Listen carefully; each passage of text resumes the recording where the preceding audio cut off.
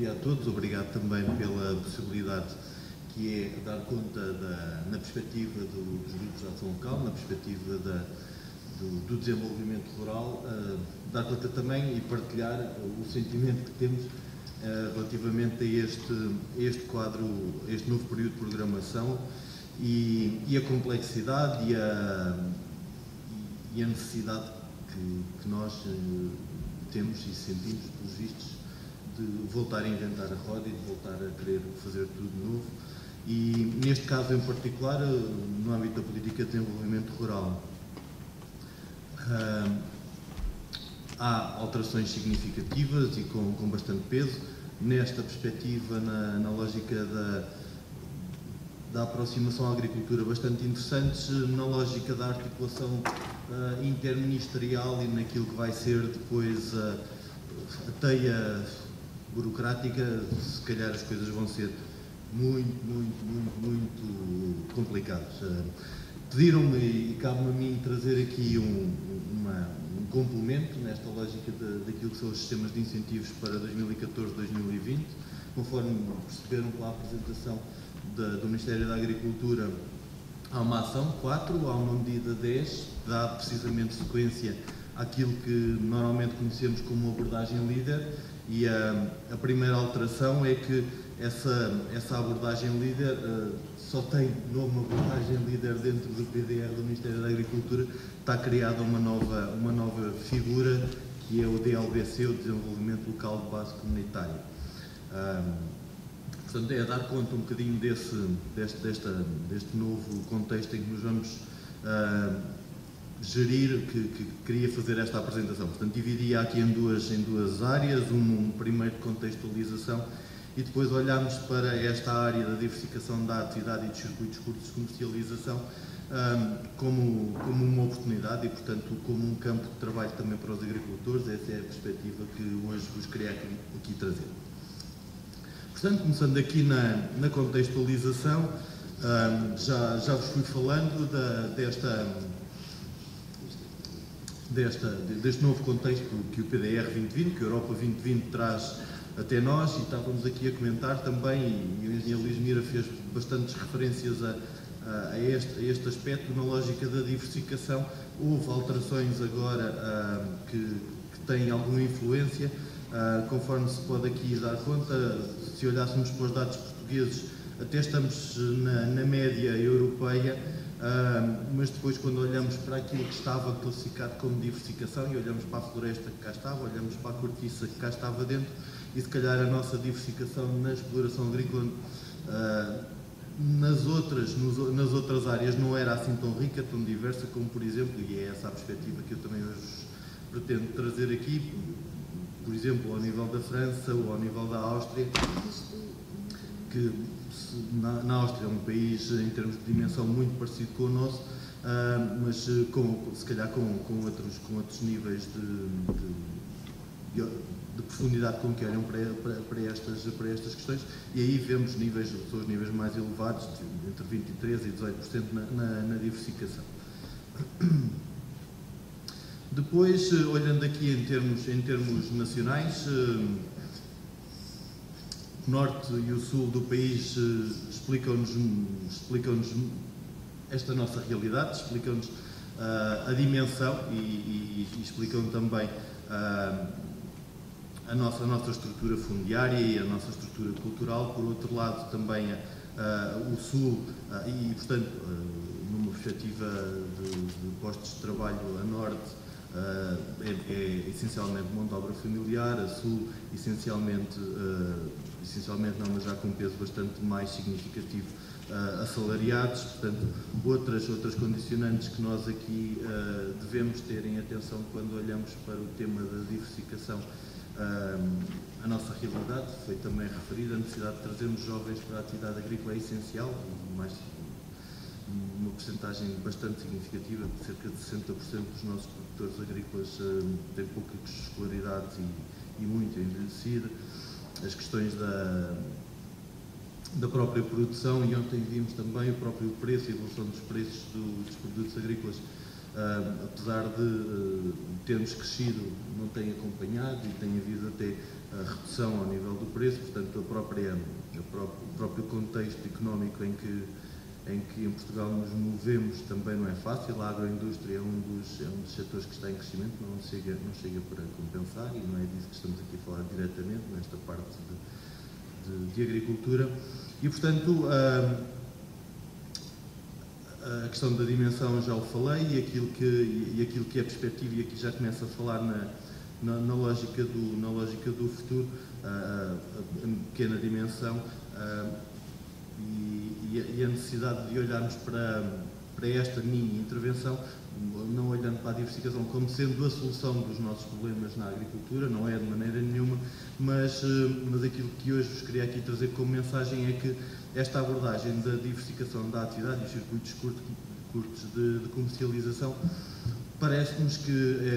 pode ser um campo a olhar, um campo a ter em atenção, até porque, conforme vos estava a dizer, e agora começo já a dar também aqui alguma informação para depois poder justificar isto, houve alterações no âmbito do próprio PDR, com a introdução da abordagem líder, portanto com a passagem para o desenvolvimento local de base comunitária. No âmbito do desenvolvimento local de base comunitária passa a ter uma componente de FEADER, portanto propriamente dita na área da agricultura, mas tem uma outra componente de FEDER e de Fundo Social Europeu, que faz com que a verba que estava inicialmente alocada reduza a cerca de 50% na área do FEADER, associada à Estratégia de Desenvolvimento Local, e com um conjunto significativo de novas elegibilidades. E essas são as tais novas elegibilidades que vos disse que as encaramos como desafios bastante interessantes e positivos na lógica da aproximação à atividade agrícola, e, portanto, naquilo que está perspectivado para esta medida 10 da abordagem líder, os pequenos investimentos nas explorações agrícolas vão passar a ser geridos no âmbito do desenvolvimento local de base comunitária. Os pequenos investimentos na transformação e comercialização dos produtos agrícolas vão também passar a ser, já eram até ao limite dos 25 mil euros, mas, portanto, para limites superiores, vão passar a estar integrados, e este aqui é um campo bastante novo, mas um campo bastante interessante e importante. Depois, a própria diversificação da atividade, que já fazia parte das estratégias de desenvolvimento local, um novo enfoque, uma nova chamada de atenção relacionada com os regimes de qualidade e os produtos locais, e depois, por último, uma medida da renovação das aldeias e a valorização dos elementos patrimoniais locais. São estas as elegibilidades do FEADER, são estas as elegibilidades que ainda não sabemos bem quando. Os grupos de ação local em termos nacionais apresentaram uma pré-qualificação da sua estratégia agora em meados de fevereiro. Deveremos estar cerca de 60 dias a aguardar essa pré-qualificação, a validação. Seremos depois chamados a fazer uma estratégia de desenvolvimento local, mais 60 ou 90 dias para essa estratégia de desenvolvimento local, se calhar, e depois mais, se calhar, 60 dias para a análise dessa estratégia de desenvolvimento local, e se calhar estaremos em setembro no terreno, infelizmente. Mas as medidas, só fazendo aqui uma passagem... Já passaram 10 minutos, Pedro. Já passaram nada. Já. Então, agora...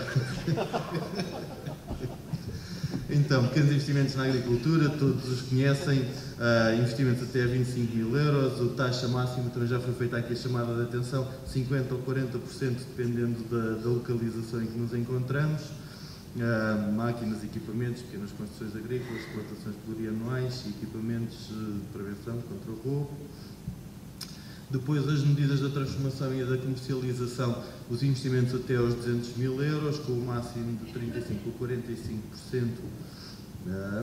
e também a questão do número de projetos eu não vi, mas o montante máximo atribuído é de 150 mil euros aos projetos no período de programação, portanto entre 2014 e 2020. Depois, as questões da diversificação da atividade, investimentos superiores a 10 mil euros até 200 mil euros, e aqui temos uma panóplia grande de tipologias de ação. As cadeias curtas e os mercados locais, uma atenção particular há ligação entre o produtor e o consumidor, e a agregar os produtores para chegarem mais facilmente ao mercado, portanto investimentos de 5 a 200 mil euros, com uma taxa de 50%. Os regimes de qualidade e de apoio aos produtos locais, conforme estava a dizer, 5 a 200 mil euros, ou um montante máximo de investimento de 400 mil euros se os projetos forem 3 produtos diferentes e dinamizados em agrupamento. A renovação das aldeias com uma condicionante, há um mapa no Gabinete de Planeamento e Políticas sobre as zonas não rurais e com alguma condicionante de elegibilidade nessas áreas que estão identificadas. Por acaso aqui Abrantes há um erro grande e crasso, de novo, e desta vez ainda maior com a reforma administrativa, que vai até quase ao norte do Conselho e agora apanha também a diretora regional, apanha também, apanha São Miguel do Rio Torto e para além do Rossio e, portanto, vai quase até à Bem-Posta neste novo mapa, por via da reforma das freguesias portanto, há aqui uma zona bastante significativa de condicionante e com algumas elegibilidades que podem ser interessantes ao nível das rotas, que se deve terem atenção. E pronto, e agora passava então ainda mais depressa do que era o tema da minha apresentação. Faltam 2 minutos. É rápido, em termos de slides, em termos de informação, são 3 ou 4. Na lógica do desenvolvimento territorial, e passando aqui a utilizar estas 6 elegibilidades que o DLBC vai trazer, trago-vos aqui a título de exemplo e a título de informação, precisamente para deixar as pessoas sensibilizadas ao tema e olharem para esta área na perspectiva de que pode ser um complemento ao rendimento da agricultura e da exploração agrícola. Por um lado, a lógica de diversificação. Se olharmos para aquilo que é o valor acrescentado bruto direto da atividade da agricultura, do setor primário, representa 2,2%, mas se olharmos depois para a indústria ou para os serviços, e quando ponho aqui indústria ou serviços, ponho então aqui a transformação, ou ponho o turismo, e aí já vemos VABs bastante mais interessantes, na ordem dos 24% e na ordem dos 73%, e numa perspectiva de quem está a conduzir um projeto empresarial, esta lógica do complemento do rendimento e a lógica do acrescentar valor à sua atividade económica, a diversificação pode ser um aspecto a ter em conta e, por outro lado, também os próprios custos, não é? A produtividade relacionada com a mão de obra. Se olharmos para um posto de trabalho na agricultura, regra geral, em termos médios, gera 6 mil euros por ano. Se olharmos para a indústria, já estamos a falar de 28 mil euros. Se olharmos para os serviços, 35 mil euros. Portanto, também aqui se pode vir a complementar de forma significativa o rendimento da exploração agrícola. Por outro lado, os circuitos curtos de comercialização são formas interessantes de ganhar margem comercial, porque em última instância fazem a ligação direta e fazem saltar os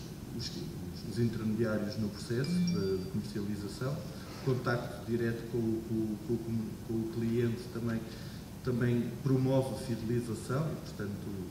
consolida o negócio e, por outro lado, também faz alguma pedagogia e alguma componente educacional em relação aos próprios modos de produção e à atividade agrícola e, portanto, também esta lógica de circuitos curtos de comercialização são interessantes. Só agora dar duas linhas do que é que pode ser interessante nesta perspectiva da diversificação das receitas, olhando para o turismo, o alojamento, a animação turística e os eventos, a recepção de grupos, o enoturismo ou o lipoturismo. Vamos de seguida conhecer também aqui uma experiência em Espanha e inspirar-nos, contamos nós também, as questões da transformação, portanto, dos produtos da própria exploração, outras atividades, a comercialização desses produtos transformados e ou outros, a prestação de serviços agrícolas e ou florestais, a transformação da madeira, a cortiça, a aquacultura, a energia solar e eólica, o artesanato, portanto, aqui um conjunto diversificado de novas ou potenciais novas fontes de receita. Por outro lado, os circuitos curtos de comercialização, os pontos de venda na própria exploração, os mercados dos produtores locais, a relação direta com os consumidores, através do embalamento e envio direto aos seus clientes, a venda direta no campo, a venda na berma da estrada, a venda na rua, a internet, a restauração e as cantinas, são circuitos curtos de comercialização para os quais os agricultores podem se organizar e responder a estes mercados, portanto, a estes potenciais clientes. Dá conta aqui da experiência da Tagus na região, um pouco, além do PROV e de algum trabalho que fazemos de animação e dinamização da comercialização dos nossos produtos. Temos uma rede local de lojas aqui em Abrantes, em Constância e em Sardeval, com a Praça dos Sabores, a Cana Terra e a Camões com Sabor, em que o preço de venda dos nossos produtos é precisamente o preço de venda da exploração, do produtor, e depois uma outra rede maior de ligação aos consumidores em Lisboa, com o Portugal Rural e os produtos e territórios, e portanto, nesse sentido, e agora concluindo no último slide, na lógica do desenvolvimento territorial, o desafio deste próximo período de programação é o de se juntar e é o de olhar é o de unir, portanto, os agrupamentos de produtores e as organizações de produtores, também nesta perspectiva da diversificação e da complementaridade do rendimento. Também se deve ter essa lógica do agregar, de olhar para o território, de olhar para os vários setores que cá estão, integrar as estratégias, fazê-lo em cooperação, temos-lo feito, assim deve ser e assim deverá continuar a ser, mas seguramente que outros instrumentos estão disponíveis e por isso também a importância de se olhar para o acesso à terra, se olhar para a admissão de novos agricultores para o terreno na região, em parceria com a Associação dos Agricultores. A Associação dos Agricultores e a Tagus são os dois GEOPs para a Bolsa de Terras, entre nós temos esta articulação de trabalho para o futuro e olhamos para a lógica da promoção dos produtos do território cada vez mais próxima dos seus clientes e dos seus consumidores, numa perspectiva mais diversificada, portanto, promovendo cada vez mais o acesso à valor, não é o acesso, é promovendo cada vez mais o produto propriamente dito, mas também os próprios produtores e o território que produz esses produtos, esses produtores, dando-lhes autenticidade, dando-lhes a raiz de cada um destes nossos territórios. E, portanto, era esta a mensagem que queria deixar, a importância que os projetos empresariais da lógica de diversificação podem ter para o futuro nas explorações agrícolas, mas não deixar de olhar para estes projetos como sendo projetos económicos e, portanto, não são aventuras Obrigada, Dr. Pedro. De projetos, mas por via dos controlos e por via do modo como algumas coisas foram feitas, o rigor com que eles devem ser pensados e executados tem que estar sempre presente.